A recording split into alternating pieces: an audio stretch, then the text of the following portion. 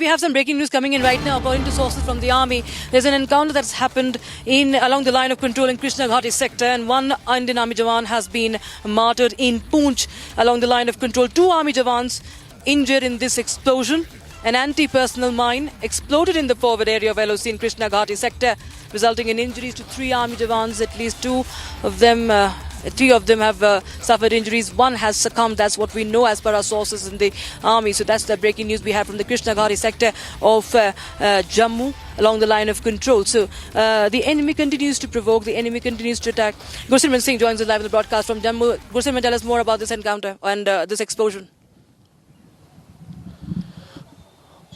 This explosion has taken place in the forward area of the Krishna Ghati sector in the Salotri area, and now Indian Army has come out with a statement in which Indian Army has said that Agniveer Lalit Kumar has made the supreme sacrifice while he was on a patrolling duty and stepped onto a mine that was placed as part of the India's anti-infiltration grade. Two of the other army personnel have been injured, that include an Nab Subedar and a Havaldar. They have been injured and referred to the nearby medical facility wherein they are being treated and are said to be out of danger. This afternoon, an explosion was reported when the troops of the Indian Army, they were conducting the patrolling in the forward area of Salotri.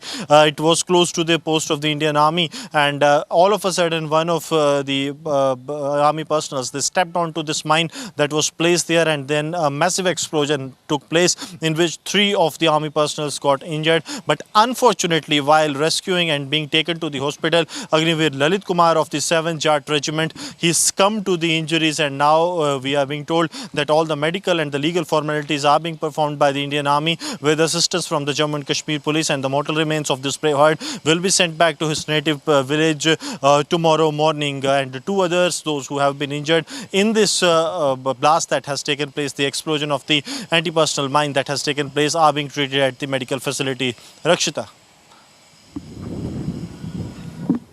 Gursimran Singh, thanks so much for joining us with those details coming in, viewers. In fact, we have some more news from Jammu and Kashmir that we are receiving right now. There was an important meeting that has been scheduled today.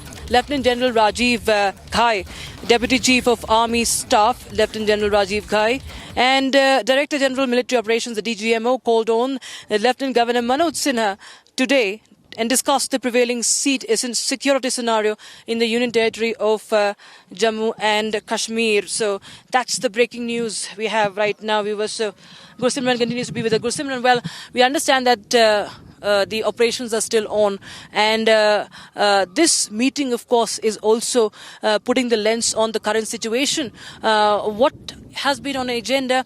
Any inputs that have been received, and what has been discussed?